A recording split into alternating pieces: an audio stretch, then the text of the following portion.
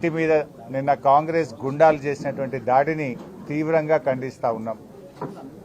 ఈ రాష్ట్రంలో ప్రజా పాలన కాదు, ఈరోజు గుండా రాజ్యం నడుస్తూ ఉంది.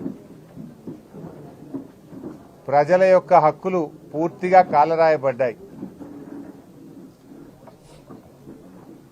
మొన్న సిద్దిపేటలో నా కార్యాలయం మీద దాడి కావచ్చు, నిన్న హైదరాబాద్లో కౌశిక్ రెడ్డి గారి ఇంటి మీద దాడి కావచ్చు, రాత్రి సునీతా లక్ష్మారెడ్డి గారి ఇంటిపైన దాడి కావచ్చు.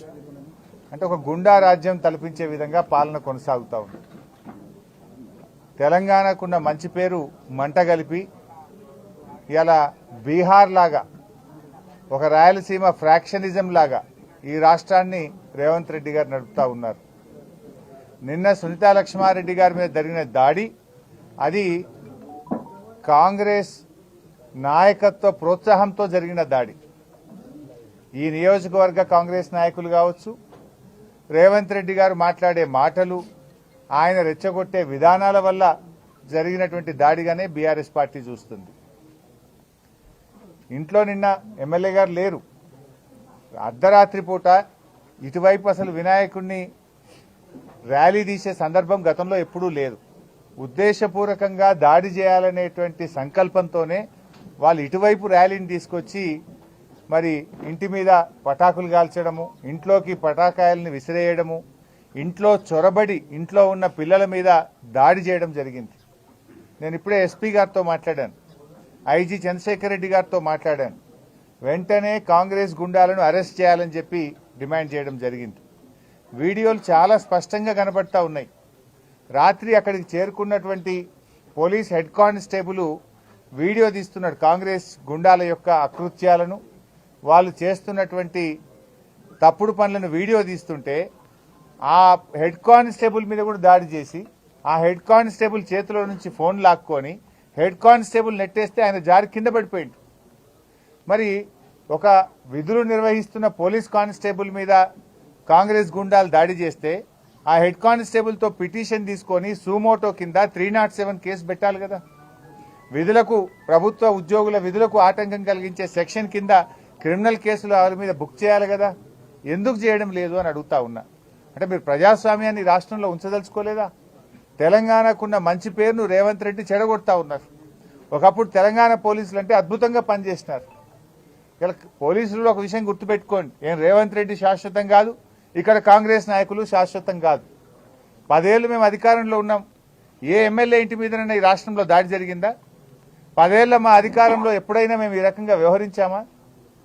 అసలు ఎఫ్ఐఆర్ ఎవరైనా పిటిషన్ ఇస్తే 24 గంటల్లో ఎఫ్ఐఆర్ బుక్ చేయించిన సందర్భాలు ఉన్నాయి. కానీ ఈ ప్రభుత్వంలో పిటిషన్ ఇస్తే ఎఫ్ఐఆర్ చేయరు, ఎఫ్ఐఆర్ చేస్తే దొంగల్ని గుండాలను అరెస్ట్ చేయరు. నేను ఈ సందర్భంగా మెదక్ ఎస్పీ గారిని హెచ్చరిస్తా ఉన్నా, తక్షణమే గోమారంలో కాంగ్రెస్ గుండాలను వెంటనే అరెస్ట్ చేయాలి. ఆ దాడికి ప్రోత్సహించిన వారి మీద కూడా కేసు నమోదు చేసి వారిని కూడా అరెస్ట్ చేయాలని చెప్పి డిమాండ్ చేస్తా ఉన్నాం. ఎట్టి పరిస్థితుల్లో దీన్ని వదిలిపెట్టాం. అవసరమైతే హ్యూమన్ రైట్స్ కమిషన్ పోతాం, నేషనల్ హ్యూమన్ రైట్స్ కమిషన్ కూడా ఫిర్యాదు చేస్తాం, అవసరమైతే కోర్టు మెట్లెక్కుతాం తప్ప వీళ్ళకి శిక్ష పడేదాకా కూడా వదిలిపెట్టాం. ఇప్పటికే ప్రజలు అసహించుకుంటున్నారు. ఇదేం ప్రజాపాలన? ఇది ప్రజాపాలన కాదు, ఇదంతా కూడా పోలీసు రాజ్యంగా మారిపోయింది, గుండాల రాజ్యంగా మారిపోయింది. దీన్ని చాలా తీవ్రంగా ఖండిస్తా ఉన్నాం.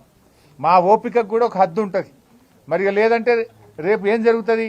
రాయలసీమ తరహా ఫ్రాక్షన్ రాజకీయాలు తెలంగాణలో మొదలవుతాయి.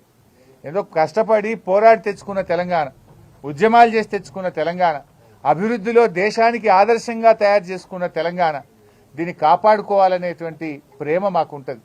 తెలంగాణతో మాది పేగుబంధం, తెలంగాణ ప్రజలతో మాది పేగుబంధం. మీరేదో అదృష్టం కొద్దీ ముఖ్యమంత్రి అయింది, కానీ ఈ తెలంగాణ పరపతిని, పేరును దెబ్బతీయకండి. లా అండ్ ఆర్డర్ మెయింటైన్ చేయండి, తప్పు చేసిన వారిని శిక్షించండి. గోమారం ఘటన మీద ఉన్నత స్థాయి విచారణ జరిపి తక్షణమే వాళ్ళను నాన్ బెయిలబుల్ సెక్షన్స్ పెట్టి అరెస్ట్ చేయాలని చెప్పి మేము డిమాండ్ చేస్తున్నాం. మీరు ఇంట్లో చొరబడి దాడి చేసినారు, రేపు మేము అదే చేస్తే ఏమవుతుంది? రాష్ట్రంలో లా అండ్ ఆర్డర్ ఏమవుతుంది? ఎవరు దీని వెనుక ఉన్నారు? ముఖ్యమంత్రి గారు కూడా ఆలోచించుకోవాలి.